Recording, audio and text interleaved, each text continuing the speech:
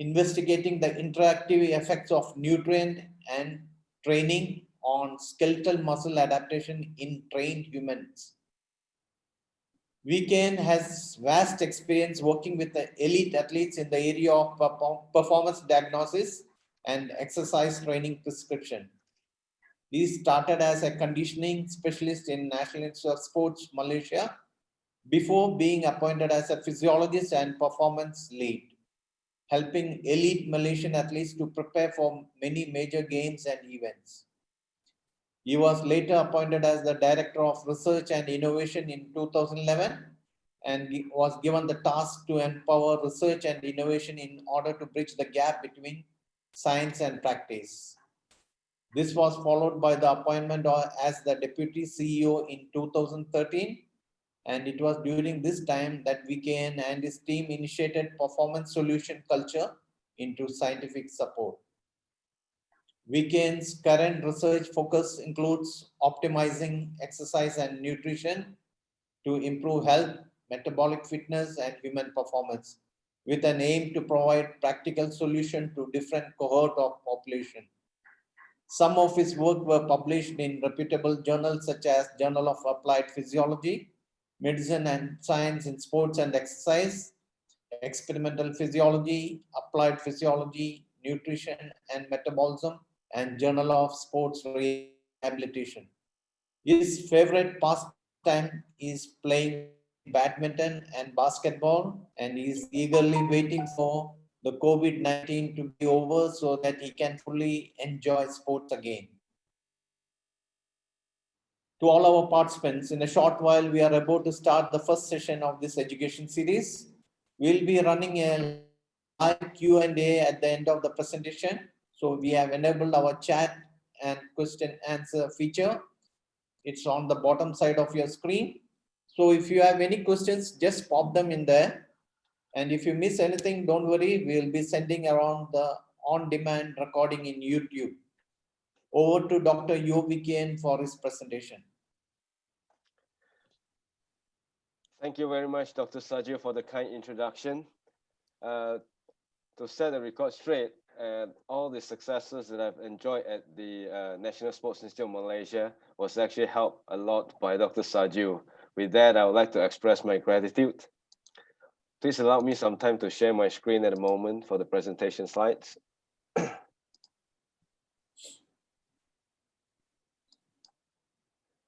Yep.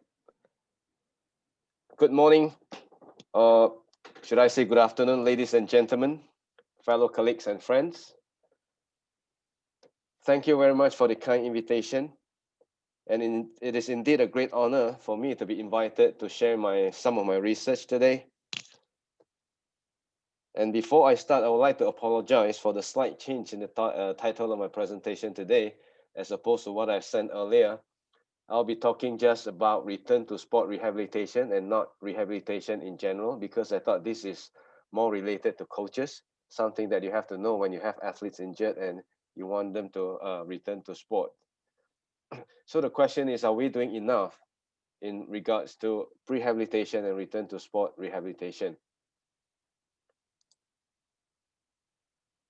Again, Nandri, thank you very much to Sport Authority of India, in particular Dr. Saju, for this invitation.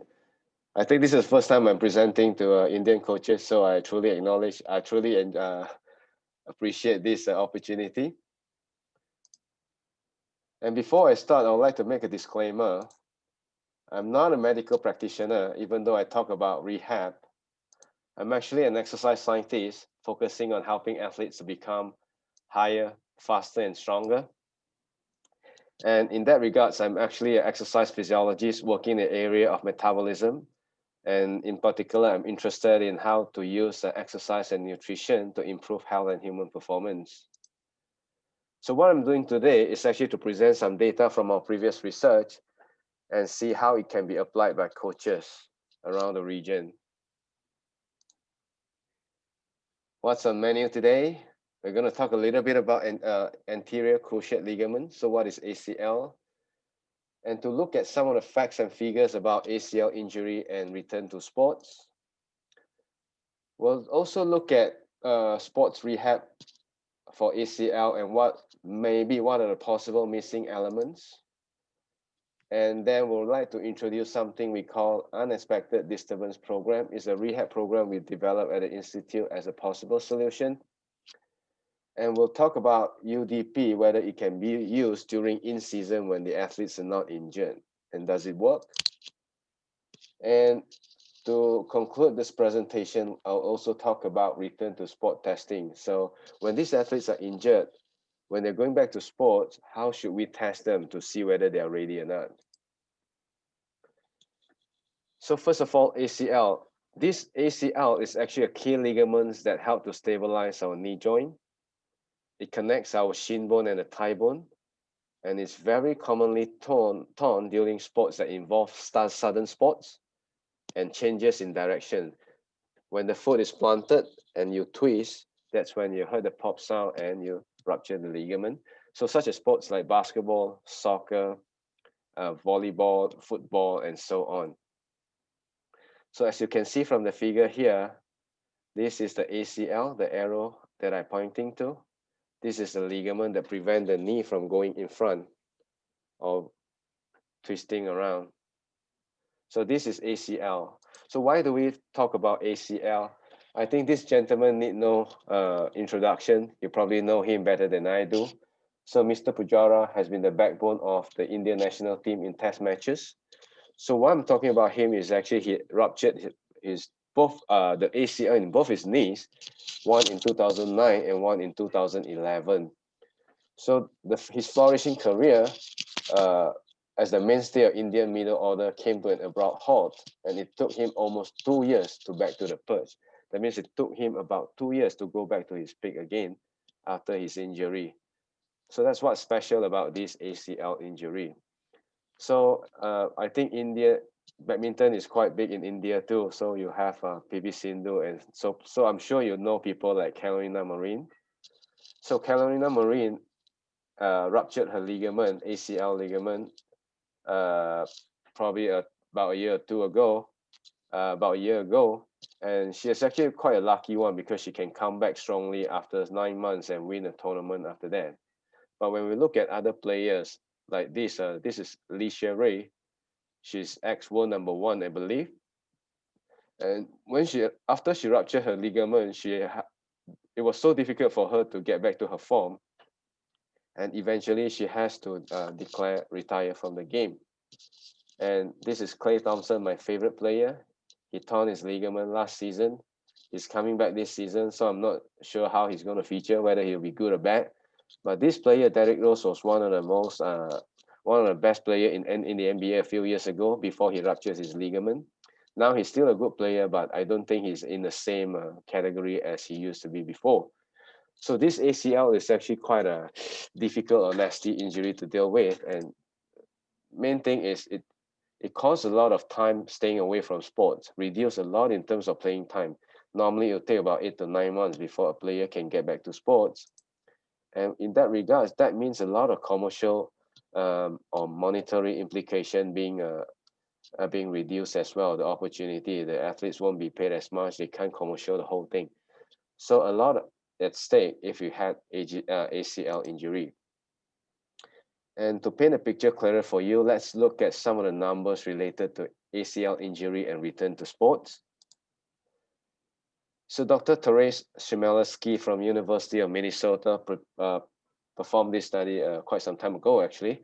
So they look at factors associated with function after anterior ACL reconstruction. By reconstruction, that means they ruptured the ligament, torn the ligament, and they reconstruct it using the tendon from either the patellar tendon or the hamstring. So she found out that 20 to 50% of those with ACL reconstruction did not return to the same sports after surgery. So after surgery, they cannot go back to the same sports because the function never restored properly. About 20 to 50% depends on the level that you're playing at. And worse still, 10 to 70% of those who resume pre-injury sports participate at a reduced level or with significant impairment. So what it means is, it's a wide range, 10 to 70%, but because of the different level of athletes they were investigating. So the main thing is there's a lot of people cannot go back to their functional level after this ACL injury. So to paint also another picture is we look at this study performed by a group of medical doctors from New York. They perform a systematic summary of ACL-related reviews and meta-analysis. So these are the research performed in related to ACL between January 2004 and September 2014, using all the databases around. So they identify 1,031 articles, whereby only 240 met the inclusion criteria. So they studied 240 studies. So interestingly, although good outcome score were observed in at least 85% of ACL reconstruction, so 85% of ACL surgery, they see good outcome scores. And rates of return to any sport is about 81 to 82%, which is quite high. So about 81 to 82% of the athletes actually went back to sport. But the question comes when we look at the rates of return to previous level of competition. Let's say they're playing in the NBA, or let's say they're playing in the international level versus national or state level. So to go back to the previous level, only 63 to 65%. So not very high, actually. Maybe a two-thirds of the people can go back to the previous level of competition. And it's worse when we consider rates of return to competitive sports, whether if they can play really competitive or professional sports, only 45% or 55% of athletes can go back and play competitive sports. So this is like 1 out of 2 athletes that got ACL injury can return back to sports. So it's a bit worrying when we look at the trends. And the authors actually concluded that the main reason for this is what they call kinesiophobia. For kinesio, it simply means motion, and phobia, it's fear. So kinesiophobia simply means the fear of movement or the fear of re-injury. For those people that had this ACL injury before, they always fear about moving competitively again, and there's always this fear of re-injury in the brain. So it's something that we have to take care of if you want to actually handle these people. And Haas-Tabonsky and Dietmar Smith-Fleischer actually reported this again. Post-surgical rehabilitation only managed to help the injured athletes to recover 75 to 85% of their physical and functional performance. And the athletes having difficulties returning to their pre-injury performance levels. So imagine this, 75 to 85% before, after you got your ACL injury, you can manage to return about 75 to 85% generally.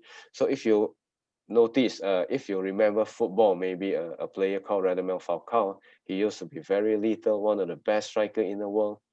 So after the ACL injury, he was traded to Manchester United, and I don't think the performance was as close to as where he used to be. Of course, it can be a lot of reasons, but it could be partly due to the ACL as well. So to look at this, I think Professor Jan Ekström, who is a vice chairman of UEFA Medical Committee, he asked this question in one of his editorial comments. Because in football, elite level football, they are, with all those athletes with ACL surgery, about 94% of those actually return to football, elite level football. But Professor Jan Ekström asked this question, due to the economic factor and monetary implication, because of economic factor, because of all the money involved with playing time of the injured athletes, the high success rate, like 94% return to play rate after ACL surgery, does not necessarily mean it's always ideal. In contrast, it could also imply an artifact of knee abuse and result in further joint injury and subsequent development of osteoarthritis. So it could be a case of knee abuse. That means the athletes haven't fully recovered, but we rush them back to sports. And this could result in further joint injury and osteoarthritis when they get older. So to support this contention, actually a group of another scientist from Swedish, I believe, run this study. They track ACL injured athletes for 14 years, 290 male soccer players. And they found out this. Many elite football players suffer from synovitis and overuse injuries shortly after their comeback to football, suggesting that the players might have returned to play prematurely and all the players did not actually return to their full fitness despite being allowed to be involved in competitive matches. So there's some evidence by this group of scientists that saying that um, the a lot of elite football players, they suffer from synovitis. That means the inflammation of the synovial joint, and they have some overuse injury problem shortly after they go back to football from surgery. So that actually sort of confirmed the questions that are being asked by Professor Jan Ekstrand. So to look at this further, and what are the things that we need to do, we probably look at now what are the current focus in the rehabilitation technique from after ACL injury. I think mostly they'll look at reduction of swelling, they look at increased range of motion, they build strength and power as a foundation, they build balance and proprioception, regain balance and proprioception. And after that, when they're strong and powerful enough, they try to build back the sport-specific fitness. So when you look at all these pictures, some of those exercises are being done by all the injured athletes. So is there any missing element, or are there any missing elements? And is there anything that we miss? So when we look at the big picture, maybe this is something that we miss. So when we look at all these exercises are all what we call long movement latency period. It's longer than 350 milliseconds. So they are rather slow compared to whatever happened in sports. And all the stimulus are very expected and predictable. So you're doing a squat, or you're doing a, a whatever jump or anything related to that. Those are very expected and predictable. But in reality, in real life sports, all the stimulus are very, very unpredictable and unexpected. So what can we do here? And with this missing element, there's another empirical observations that suggest that the ruptures of ligaments in the ankle and knee joints occur in a time span of less than 200 milliseconds. So all this injury occurs very, very fast, in less than 200 milliseconds. But all our exercises are longer than 200 milliseconds and even up to 300 milliseconds. So for example, if you look at this case of my favorite player, again, Klay Thompson, during the final of two NBA season ago, he was performing a slam dunk in the final, I think game 6 or game 5, whereby he actually had a slightly push, not intentionally. I mean, it's just a normal competitive matches whereby he get a slight push from behind from Danny Green, and when he landed, he didn't expect this, and he actually twisted his knee and actually ruptured his ACL.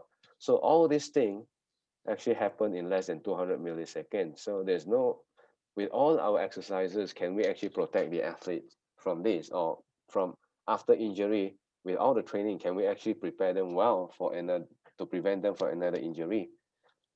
So to answer that question, what can we do to actually better prepare the athletes for rehabilitation? So we had a very, very experienced therapist at the institute by the name of York Tegman. Dr. Saju will know him. And in collaboration with the legendary Professor Dietmar Smith-Fleischer from University of Frankfurt, we run this study and we develop a program called Unexpected Disturbance Program. So we introduce this in high performance athlete. So in this program, what is special about this is all the movements are those of short movement latency period time. So they are fast, okay? They are fast, and they are elements of unexpected and unpredictable stimulus.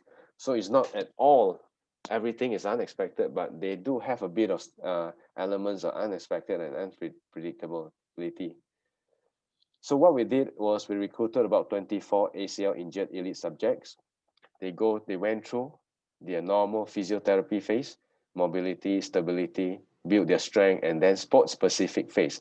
After sport specific phase, they're allowed to go back to their sports for training. And it's during this phase that we introduce this UDP program, a phase we call prevention phase. Bear in mind, during this phase, the athletes are allowed to go back to training with their sports. They are cleared from all the rehab. They go back to sports. So we introduced this thing. What they did was during the last 3 weeks of the prevention phase, we performed 6 to 8 sessions of the general prevention training. And this general prevention training will replace with sport-specific UDP exercises. So the main thing that you have to bear in mind is all these subjects continue their training with their respective national teams. These are national athletes for the remaining sessions. They went back to training, but they do 6 to 8 sessions more of UDP exercises. So what are the exercises we did? We use some of the exercises, we use this stochastic resonance training machine, or we manually applied pushes and use visual stimulus while executing a range of sport-specific techniques like hitting low and overhead shuttle shots in badminton, hitting with jumps, or one-touch passing in football, or series of kicking in taekwondo. So the aim of these exercises is just to create stimuli that require short, random perturbation, disturbances to the body balance, and resulted in involuntary movements with a short latency period of less than 200 milliseconds. So we want unexpected disturbances. We want quick movement as well. Okay, so that's what we did to them. And interestingly, these are the results that we found. In terms of strength level, so there's in male subject, there's an increase about 22% of strength in the 1 RM leg press strength of this subject, whereas in female, it went up about 29%. This is huge considering normally during these phases, the highest you can go is about 10% in this group of athletes. These are all well-trained athletes allowed to return back to sports, but we still see about 22 to 29%. And in terms of power, there's increase in 4% in male subjects and 6% in female subjects. This is standing broad jump. And in terms of speed, there's a reduction of 3% in 20-meter sprint time and 4% reduction in female 20-meter sprint time. So that's all significantly improved. For postural sway test, we didn't see much difference, even though there's some difference there, but it's not significant. But the main thing is when you look at how the athletes see themselves, the perceived judgment, they now believe more in their body ability and they have more confidence in their body and their self-confidence improve and they believe their fitness has also improved after just the 3 weeks or 6 to 8 sessions of the UDP program. So what it's suggesting now is this UDP program does work. Of course, you may say that it's we don't have a control group, but the thing is, it's improving more than what normal athletes will improve in that region. So you don't see people improve by 20+% after rehab, after they are cleared back to sport again. So what we believe it's in normal, after normal ACL injury, there's what we call neuromuscular inhibition process that happen in the brain. So your fear of re-injury, your fear of movement. So without UDP program, this neuromuscular inhibition is like a brake in your brain, try to stop you from moving as fast or as strong as it can be because it's trying to protect yourself from getting further insult or injury. So we thought this brake is having a mechanism, is applying its mechanism to stop you from performing the best. So with this UDP program, with the unexpected disturbances, stimulus, with the short latency period, it sort of changed the whole thing into neuromuscular facilitation. And of course, the full mechanism has yet to be elucidated, and we need to do further research on that. But nonetheless, we can pretty much summarize the first part of it is to prepare your athletes back to sport after injury, especially the lengthy injury like ACL. It is important to include sport-specific exercises or movements with unexpected or unpredictable nature coupled with short movement latency period for about 3 to 6 weeks. So unexpected, unpredictable nature and fast movement latency period. So this is what you need to do. Of course, you're not a therapist, you're coaches, but again, when they try to go back to sport, you can build in your training program as well, something like that. Okay. Of course, we do realize the limitation of that study, which is we didn't have a control group. And it's difficult to repeat this study again by adding another control group because over the years, I think these 24 subjects took us about 2 years to get. So we didn't have that many ACL injured patients to have to start with. And these are all elite athletes. But then we ask this question again, since we cannot do this, we cannot repeat this study, what about those uninjured athletes or those people considered fit during in-season? Does it work with them? Can we use this as a prevention program? Can this UDP improve their performance? So in answering the question, we performed another study, effects of a 3-week UDP program on physical performance of elite female athletes, again, in collaborating with Dietmar and York. So we recruited 21 international level female field hockey athletes. These are very fit international level female field hockey athletes. Maybe not as good as the Indian national team, but they're still very elite. I think they were ranked like 4 to 6 in Asia during that Asia Cup.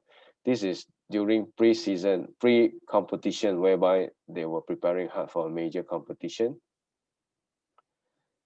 And we did 2 45-minute UTP sessions for about 6 sessions in 3 weeks. So 45 minutes of UDP sessions were incorporated into their program. So these are in their conditioning program. Yeah? So the UDP exercises we did was something like maybe 8 drop jumps, 3 sets from a 24 cm box. But then the investigator will sometimes give them a slight push on the scapula to give them a bit of unexpected result, and they have to follow up by landing and then jump again, and 3 sets of 8 hurdle jumps. So with some run up, as they jump in the air, the investigator will signal them, give them a hand gesture to indicate which leg they should use to land and then jump again. So that kind of unexpected, unpredictable stimulus together with short latency movement. And then a few sets of 20-meter running sprints. And then midway, halfway through, there will be the investigator randomly stick out an arm or leg to disturb the athletes, and the athletes were required to avoid and sprint again. So the main thing, these are some of the examples that we did, and the end of these exercises is to create stimulus that required rapid and reactionary movements with short latency period of less than 200 milliseconds. So there's another group. This time we include the non-UDP control group. They perform all the same exercises, but without all the unexpected stimulus. Okay, so we have 2 groups, one group with unexpected stimulus, one group without. So what we see here was quite encouraging actually. In terms of jump performance, as you can see in counter movement jump and squat jump, the group that performed UDP exercises, even though they were close to competition, they were in pre-competition mode, they still improved by 2.2% and 3.1% respectively. These are already fit athletes going into competition, they still improve with UDP. And in terms of drop jump, even though there's a tendency towards improve by 3.5%, but due to the high variation, we don't really pick up any significancy in terms of the improvement. Whereas for standing broad jump, both the groups improve. What about for sprint performance? In terms of 5-meter sprint, 10-meter sprint, and 20-meter sprint, we notice about 4.4% reduction in time. That means they are faster, 2.1% faster in 10-meter sprint, and 1% faster in 20-meter running sprint time. So in short, they improve their speed and power after UDP program. You're talking about athletes going into competition, they're already fit. The UDP was able to help them prepare better. So the conclusion of the study was the UDP does help to improve lower body power and speed of non-injured athletes during in-season preparation. However, the improvement in strength and balance were not significantly different between groups. So we didn't see strength improvement this time because they're already strong to start with, but we were able to see some lower body power and speed. So what it means now for take-home message now, so there appears to be a need to include UDP into elite athletes preparation program regardless of if the athletes are injured. Perhaps 1 to 2 sessions to be merged with your conditioning program as rehabilitation or injury prevention program. So the main thing, the key that you have to do is to make the exercises a bit of unexpected and unpredictable in nature and with short latency and sport specificity. So these are the things that you have to remember. So to paint you a better, give you a, maybe to share some of my experience, one of my colleagues in many years ago, he used to work with one of the top badminton athletes, female badminton athletes. So she's known for very hardworking. She's a very hardworking athlete. So we tested the lactate level during competition and during training. So in training, when we tested her, she's a very hard worker, but consistently the lactate level was at 4 to 6 millimoles, which is moderate, slightly above the lactate threshold level. But when we sampled her lactate levels during competition, it was consistently at 11 millimoles and higher. Simply means competition is way more demanding than we thought. It's probably more demanding compared to the training we're introducing, because in some sports the athletes are actually, they can gain wisdom, they become more smarter. Actually, they can predict, they can anticipate, they can control the pace, and therefore it's not, is the training may not be as difficult for them as it is for some junior athletes. So in that sense, maybe the program is not taxing enough to some of them.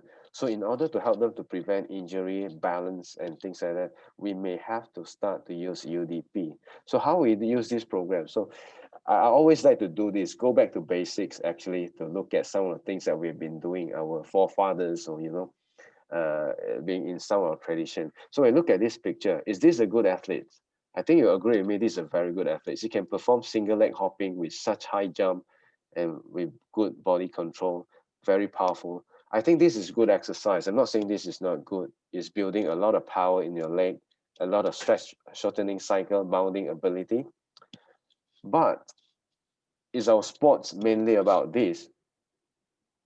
Or do we actually have unexpected stimulus? Or, we don't know where our opponent's running. Field hockey, they try to trick us here and there. So badminton, we're being tricked. So some of the other sport, basketball, football, there are a lot of trickery. Imagine you're playing with Lionel Messi or, Cristiano Ronaldo with a quick feet that can spin your head around. So to follow them, I think these exercises may give you some power and speed, but can they give you additional impulse to actually handle the unexpected nature of the sports? Or can we go back to the traditional games? If you look at this picture, these are the games we play as a kids, single leg hopping, chasing your friends, running around. So sometimes they change your direction and you have to change. I think as long as the pitch or the environment is safe, you use proper attire and shoes, I think these exercises are still rather safe. And of course, it's same thing, it's speed, bounding, hopping, but you have some unexpected stimulus. So this is what I mean. It may not take a sophisticated machine or, sophisticated training techniques. It's probably about something that we used to do as a kid or, traditionally used to help ourselves develop in sports. So same thing again, when you look at this picture, I think these are Arsenal players. They are fast, strong, they can sprint very fast. Here you see these elite athletes, they can perform the agility ladder drill very fast. They can develop quickness. But in sports, is all, do we just demand just simply speed and quickness? Or do we actually, when you need to look at that, sports will have some other elements as well. So will it be better than, games like this? Where you remember as a kid, we used to chase our friend, changes in direction and so on. So I'm not saying these exercises are not good. You need to do it for sure, but try not to neglect something like this, whereby you need to, make some decision in response to certain stimulus, which are unpredictable or unexpected. So one of the games I like to do with, of course, the single leg hopping, I like to do it with my son, training them for badminton. But when you're in team sports, you can try to do this as well. So as you can see here, maybe you can line up your athletes like this, next to each other in a circle. Then you can have one athlete chasing the other one, like just now.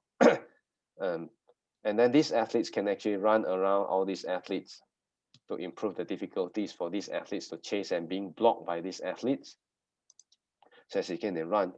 And maybe to provide even more stimulus or, unexpected nature of the drills, whenever these red athletes run next to this any of this group of athletes,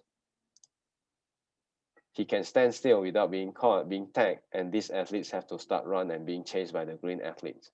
So that sort of provide extra stimulus or clues or a decision making into the sports that you're going to make. So instead of just running, or hopping now, of course you can change it to single leg hop if you wish to, but you can be also running to improve the speed and so on. And with more decision making and unexpected disturbance, I think this thing can add dimension and maybe prepare them better for your games. It's not purely about performance. I think they'll be ready for even injury prevention. So with that in mind, I hope you like what we have given so far. And the next thing we want to look at is actually, what about return to sport tests? So now you have an athlete that are injured. You want to get them back to sport, but you don't know how to test them whether they are ready to not. So when we look at this, it's like Klay Thompson is injured. So how are we sure he's ready for sports? And of course, when the empirical observation we said about the whole thing happened in the time span of less than 200 milliseconds. So to look at this test, which are the criteria being used, a group of scientists around the world, I think it's multiple countries from US, Australia, Sweden. So they perform a study, a scoping review to look at what are the criteria being used previously to clear patients to return to sport after ACL reconstruction. So they look at they must have at least one return to sport criteria for athletes who had primary ACL reconstruction with an autograft. So that means they have surgery and they have return to sport criteria. So they look at all these studies. So what they found was interesting, 209 studies. Time was used in 85%, 178 studies. Imagine that, time. That means you qualify them after 8 months or 9 months or after 1 year. You say, okay, now after 1 year, you can go back to sports. That's not very convincing, is it? So in 88 or 42% was the sole RTS criterion. That means in 42%, they just take time as a return to sport criteria. And strength test in 41%. As we see just now, strength may not be a good indication. And some use hop tests. There are 16 different type of hop tests. Hopping tests to look at how they are rated. And 15%, 31 studies. And 26% use clinical examination. So they just examine the joint and things like that in 54 studies. And patient report of performance-based criteria in 12 and 20% respectively. So in other words, there's still no gold standard. There's nothing that you do as a standard to qualify the athletes to go back to sports. So in summary, this group of scientists actually reported that the time and impairment-based measure dominated return to sports criteria. Despite sport being a complex physical and biopsychosocial activity, so sport is a very complex activity and it's very demanding across all aspects of function. You need speed, power, strength, you need balance, you need almost every single thing. But the thing they use to qualify athletes back to sport is just time and some impairment-based measure. I think that can't be good actually. So, and on top of that, whether the tests are valid or do they predict successful return to sport is largely unknown. We don't know whether these tests are good enough. So now you have athletes want to go back to sports. We really don't know what to do. At the institute previously, we used a lot of strength. We used some tests. So I'm not sure whether that's good enough after I see this result. So to answer the question, we performed another study actually with a slightly different group of people, but mainly still the same with York and Dietmar. Now we have Martin Beaver and Rachel in the group. We look at single leg neuromuscular function of elite athletes prior to returning to sports after lower limb injuries. So this time we don't look at just ACL, we look at ankle, we look at knee, but long-term injuries. So we managed to recruit 16 elite athletes. These are all elite athletes, recovering from lower limb injuries. And in order to obtain RTS clearance, a return to sports, that means to allow them back to sports, we perform 2 tests this time. One is the isometric unilateral leg press strength test. It's a strength test, single leg strength test. And the other one is single leg drop jump test from a 24 cm board. Okay, 24 cm height. They drop down, jump down, and jump up. So these are the 2 tests that we did. So the parameters we get, of course, from strength test is the strength, the kgs.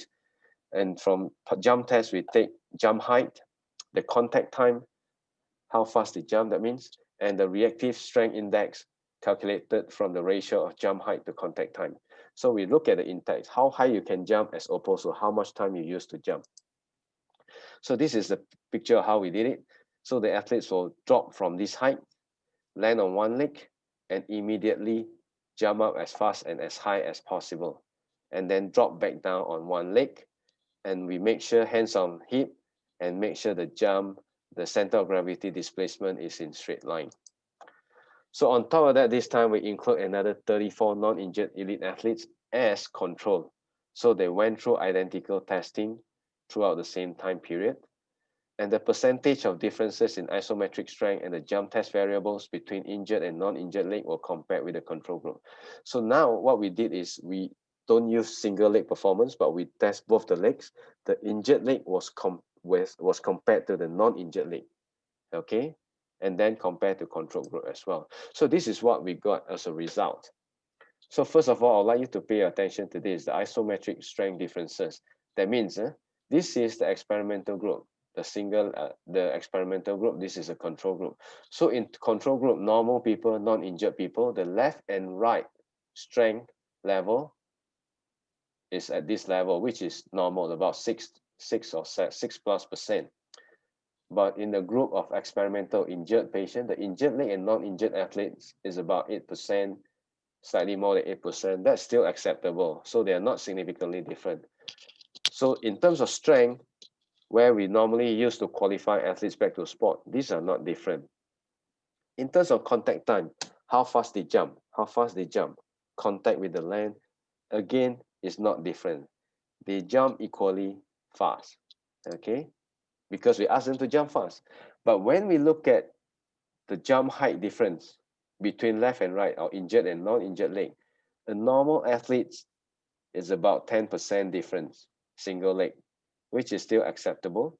But imagine this, the group that had injury before, when we compare the injured leg versus the non-injured leg, is up to close to 40% of differences. That means even though they had this strength, they are strong now, but they still cannot perform the drop jump. When you need them to jump from certain height, they can't do that. And because of this, the reactive strength index, even though the contact time is almost the same, it's very much different in the group that actually had injury before. What it's telling us now is, after the injury, after we allowed them to go back to sports, we still see these are athletes already finished their rehab. They are considered ready to go back to sports. Normally, if you just look at strength, then they are ready, they can go back.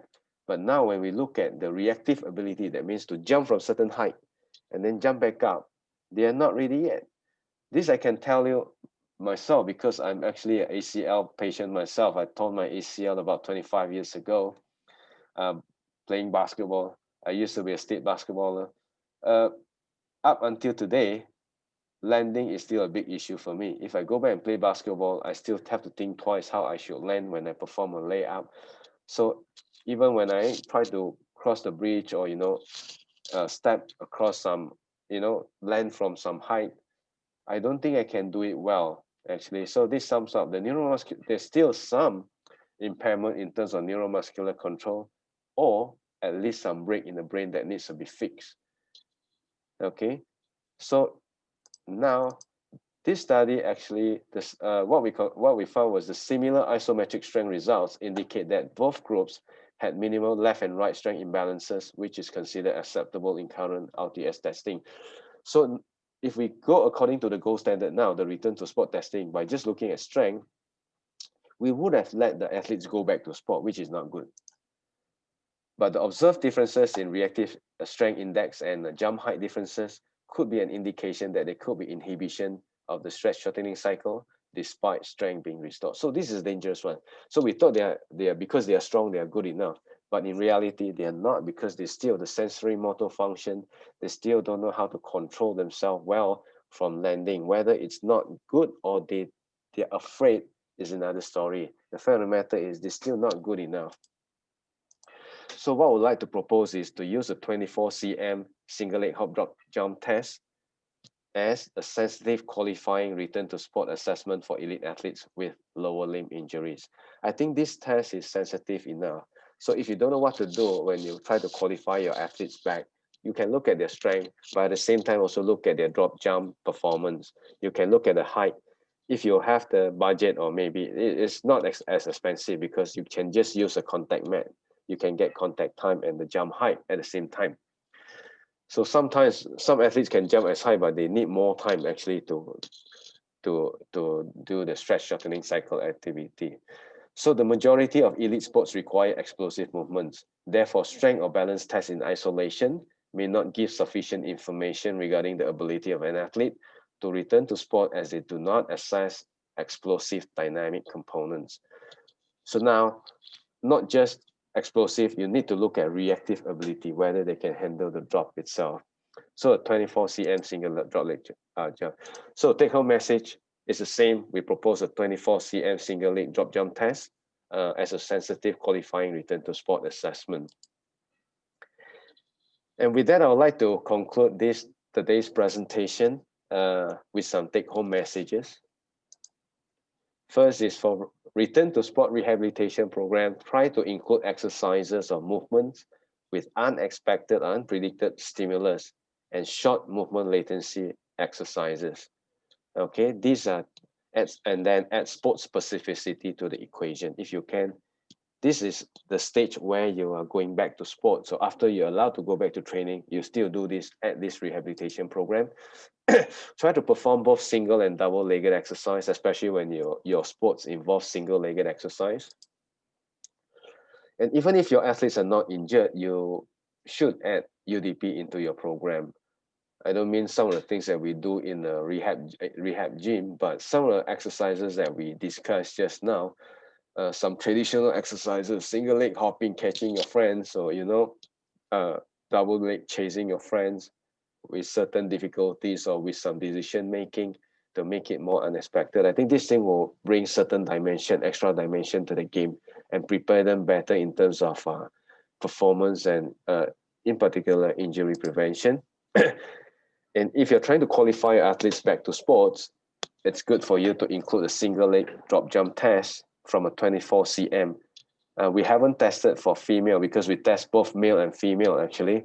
For female, do we need a lower one? But I believe 24 cm is low enough for normal athletes to do if they want to go back to sports. So include a single leg drop jump test to gauge the neuromuscular function prior to returning to your sport after injury. So if you're worried about a 24 cm height, maybe you can start with 20 cm or 15 cm, which I think will be rather too low if you're working with elite athletes. But if they are not elite athletes, maybe you can start lower, 15 cm or 20 cm. So this is a take-home message. And I hope you do and like this session, enjoy this session, and like the practical tips that we got from our research. And to end this presentation, I would like to thank all these people, a good collaboration over the years. Professor Dietmar Smith-Fleischer from Frankfurt University, Claudia, and more importantly, Jörg Techman, who's now with Rehab Therapy, started his own business, Rachel, Dato, and all the people from ISN, and Martin Bevan and Kim from University of Waikato. It's been great collaboration. We still have another papers in review, and hopefully by then I can share more data with you in the future. I would also like to thank the JKPDA and the Economic Planning Unit of Malaysia for their funding and for the support of this study. And of course, I would like to thank Sport Authority of India and Dr. Saju in particular for this invitation. It always reminds me of the good old days where we used to work together. That Dr. Saju has helped a lot of our elite athletes. And with that, I don't think we get a chance to say a special thank you to you. I'll take this opportunity to express our gratitude to you for your commitment in helping our athletes over the years. And with that, I would like to thank all of you for your attention as well. And I look forward to answer your question as well, if you do have any. Thank you very much. Thank you, Dr. Yu. It was really a wonderful presentation here, and I think it will do a good not good for our athletes who are basically injured and those who have undergone ACL injuries. In fact, there used to be actually a lot of cases of ACL injuries in India too, especially with the women hockey, because the turns which takes place in the turf. Yeah, Uh, yeah, those people who are having high valgus knee joint, they were having. I mean, if you look into even now, also there are many injuries that is taking place. yeah. Um, uh, I remember before 2000, there used to be every single national level women hockey players had ACL injuries, and they My used to be goodness. they used to be out of hockey for almost 6 to almost 9 months. yeah. Wow. And those days actually there was no with keyhole surgeries. It was open knee surgery, and in such case, most of Yeah, them never returned back to the sport. But after the arthroscopy, then relatively lot of injury. I mean, lot of good athletes also had returned back to sport. Yeah, but with I mean, we didn't have any UDP programs, but yeah, yeah, I personally worked with some of the footballers in Malaysia with York Tightman, so I know that okay, this UDP has helped lots of players to recover back to sport at the earliest. Uh, and in yeah. fact, it was a good presentation. Thank you very much, Dr. Yu, for the presentation. Thank you, And Dr. Sadio. Always a pleasure. I will open the floor for questions. If any questions are there, you can just, Bhaskar, you can unmute if anyone is having any question. I think because we have only very less participants, no issue in unmuting them. Anyone?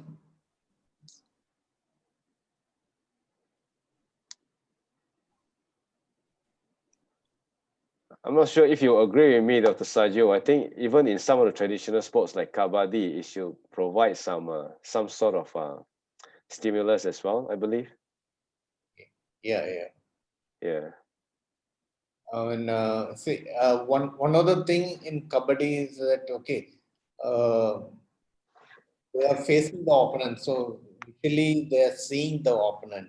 yeah, So if attack or if any catch is coming from them, it's only when they turn and all of a sudden then yeah. yeah, So most of the ACL injuries in hockey or in football, basically in football, most of the yeah, injuries, if you football. look behind, that is the time that these people get injured when an Yeah, attack or tackle from behind.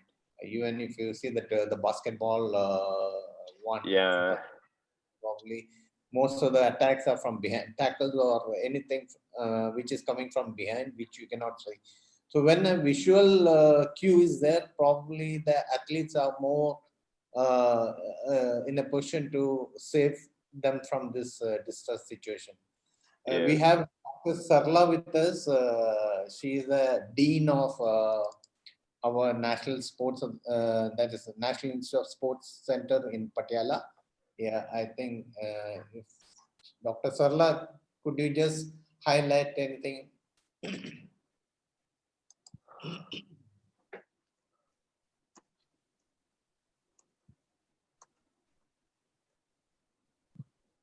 Hello, are you able to hear me?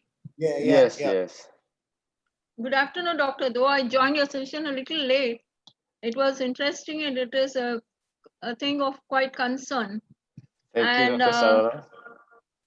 it is, we have had quite a lot of ACL injuries in hockey, and Yeah, it all depends of a teamwork, what I feel, to put back the athlete back into the sports. Still, our coaches do not expect or cooperate so much because once they are able to run, they feel they're fully fit. That is the problem with them. yep, And scientific application, and we definitely require the team support from the coaches to take time to put back, especially when it's a key player. We have quite a lot of cases with arthroscopy. We have done a good job. I yep, think these I am really impressed with your tests. I think as a team, if we work together, I think we'll be able to do a good job. Thank you. Yeah, I think Dr. Sarala, you mentioned something important, which is the teamwork, actually. So what we are presenting now is not like this is the only solution. So this is just to complement whatever you have. So the teamwork, like Dr. Saju mentioned before, York used to work with him, whereby they went into biomechanics lab to assess the athletes again. So those things are very, very important. Don't neglect those things. Those things are important. So if you can, just maybe add another dimension to it. Thank you very much for saying that. That's pretty good. Thank you. We have Mr. Ravi Verma, former national coach of hockey. I think he has a question to you. Yeah, Ravi. Ravi Verma.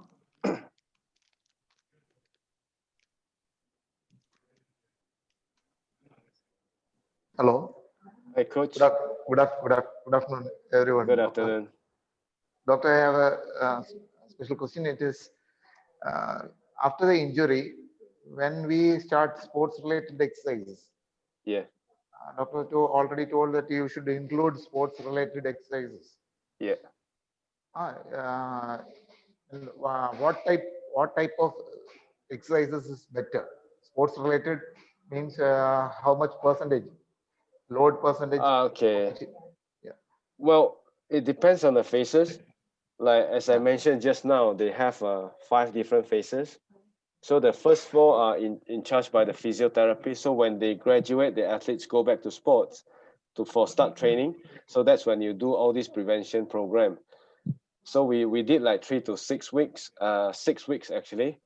I think in terms of load, it depends on your previous program or the level of the athletes as well. So I'm sure you know a lot about all the hockey activities as you do.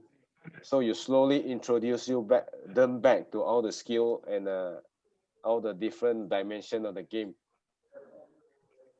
So that means you don't just have to do just all about fitness, important, but you start to include some drills. So what I meant by specificity is just like that, actually. Actually, our doubt is, we used to, you have recommended us to implement unexpected or unpredicted Yeah, nature exercises. yeah. When you're including unexpected or unpredicted exercises, there will be a jerk moment. I hope so. That means you mean there will be higher injury Yeah. risk? Yeah. Yeah. I mean, I do agree.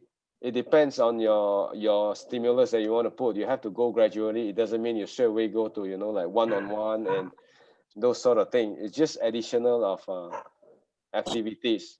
So sometimes maybe it's just some dribbles and sometimes it's just goalkeeping, some extra clue. So it doesn't have to be very, very stressful to start with. But before you put them back to competition, then they have to be able to do that actually. So don't rush them back to competition without them being able to do all the unexpected stimulus. So I think that's a point made by Dr. Sarala as well. It has to be, they must be ready for the game itself too. Yep. Thank you. Thank you. Thank you, doctor, and thank you, Saju sir. Thank you very much. Thank you, coach. Yeah, anyone else? Any?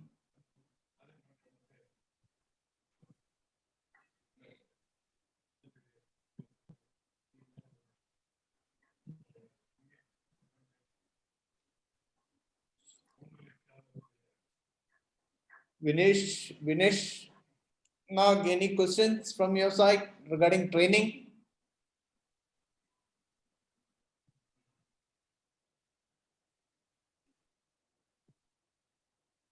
Yes, Vinesh.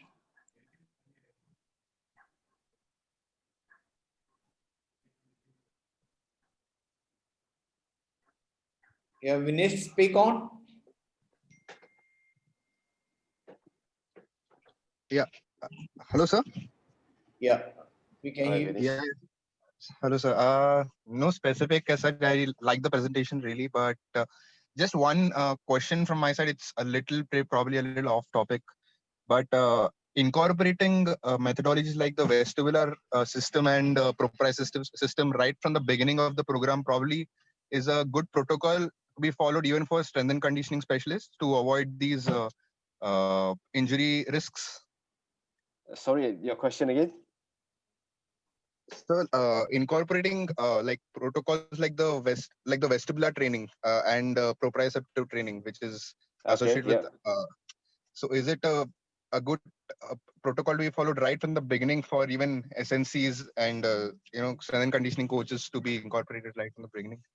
Yeah, as long as those clinical sign and symptom has subsided, I think you can start movement. And I think the main thing is pain tolerance. Don't the moment they are pain free, you can start to do something. Try to do. I think according to all the phases, they have all this mobility phase just to reduce swelling and allow them to move back to the same. The moment they can start to move freely without pain, I think that's when you can start to do all the conditioning and different type of exercises. I think a lot of sports will actually encourage quick training. So if you have injury in lower body, you can always do upper body as well. I think there's some actually quite good video on the YouTube website about how some of the exercises Carolina Marin did for her rehab.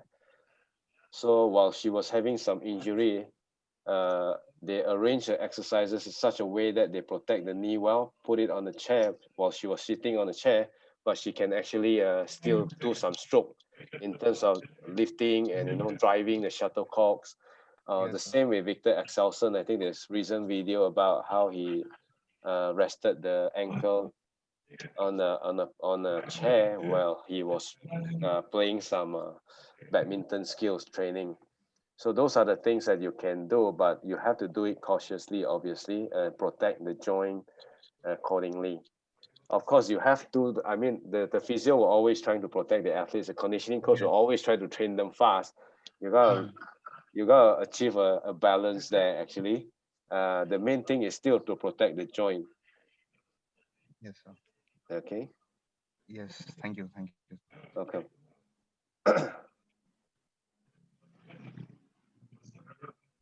Right, anyone else? I see Suresh. Suresh is there from. Yeah. Suresh and Chris. Great to see.